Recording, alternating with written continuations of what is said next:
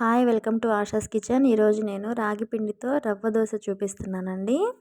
ఇది ఇంట్లో చాలా ఈజీగా చేసుకునే టిఫిన్ అండి. ఇది మార్నింగ్ అయినా ఈవినింగ్ టిఫిన్కైనా బాగుంటుంది, ఈజీగా చేసుకోవచ్చు. ఇప్పుడు ఒక బౌల్ తీసుకొని అందులో 1 కప్పు రాగి పిండి, 1 కప్పు బొంబాయి రవ్వ, 2 టేబుల్ స్పూన్ల మైదా, పావు కప్పు బియ్యం పిండి, ముందుగా కట్ చేసి పెట్టుకున్న 2 ఉల్లిపాయలు, 2 పచ్చిమిర్చి, కరివేపాకు, వీటిని సన్నగా చిన్న చిన్న ముక్కలుగా కట్ చేసుకోవాలి.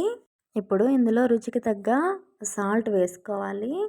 మనం ఏ రవ్వ దోశ వేసుకుంటున్నా దానిలోకి మనం మజ్జిగతోనే దోశ పిండిని అనేది కలుపుకోవాలండి.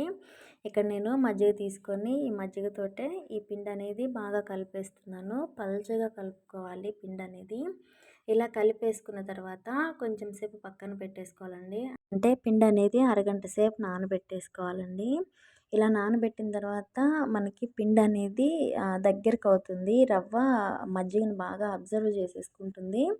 ఇప్పుడు అరగంట అయిన తర్వాత స్టవ్ వెలిగించి పాన్ పెట్టి పాన్ అనేది వేడి చేస్తున్నాను. ఇప్పుడు పిండి తీసి చూద్దాము. ముందు కలిపిన దానికంటే కొంచెం చిక్కబడింది కదా. ఇప్పుడు నేను ఇందులో మజ్జిగ అనేది వేస్తున్నానండి. మనం ఎంత పలసగా చేసుకుంటే అంత బాగా వస్తాయి ఈ రవ్వ దోశలు. ఇప్పుడు మజ్జిగ వేసుకొని ఒకసారి బాగా కలిపేసుకున్న తర్వాత మనం ఇప్పుడు దోశలు అనేది వేసుకుందాం. చూసారు కదా ఎంత పలసగా ఉందో పిండి. మనం దోశ పోసే ప్రతిసారి ఈ పిండి అనేది మొత్తం కలుపుతూ దోశ అనేది వేసుకోవాలండి. ఇప్పుడు నేను పెనం మీద కొంచెం ఆయిల్ వేస్తున్నాను. ఆయిల్ వేసిన తర్వాత ఈ పిండినంతా బాగా కలిపేసుకొని గెంటితో పిండి తీసుకొని పెనం మీద వదిలేస్తున్నానండి. నేను దోశలాగా స్ప్రెడ్ చేయట్లేదు.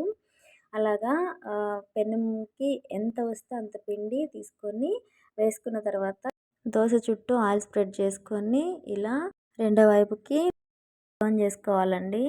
ఇలా దోశ అయిపోయిన తర్వాత తీసి మనం ప్లేట్లోకి సర్వ్ చేసుకోవడమే. మనం దోశ వేసే ప్రతిసారి పెనం మీద నీళ్లు చల్లుతూ ఇలా మొత్తం చేసిన తర్వాత ఆయిల్ వేసి ఆయిల్ మీద మనం పిండి అనేది మొత్తం ఎప్పుడు దోశ వేస్తే అప్పుడు పిండి కలుపుతూ ఆ దోశ అనేది వేసుకోవాలండి. ఇలా దోశలన్నీ ప్రిపేర్ చేసుకొని ప్లేట్లోకి సర్వ్ చేసుకోవడమే. ఇది ఇన్స్టెంట్గా అప్పటికప్పుడు చేసేసుకునే టిఫిన్ అండి. చాలా సింపుల్గా చేసేసుకోవచ్చు. దీనిలోకి మనం ఏ చట్నీ కాంబినేషన్ అయినా తీసుకోవచ్చండి. చూసారు కదా ఈ రాగి పిండితో రవ్వ దోశని ఎంత సింపుల్గా చేసుకోవచ్చో. ఈ వీడియో కనుక మీకు నచ్చినట్లయితే please do like, share and subscribe అండి. ఇంకొక వీడియోతో నేను మళ్ళీ మీ ముందుకు వస్తాను.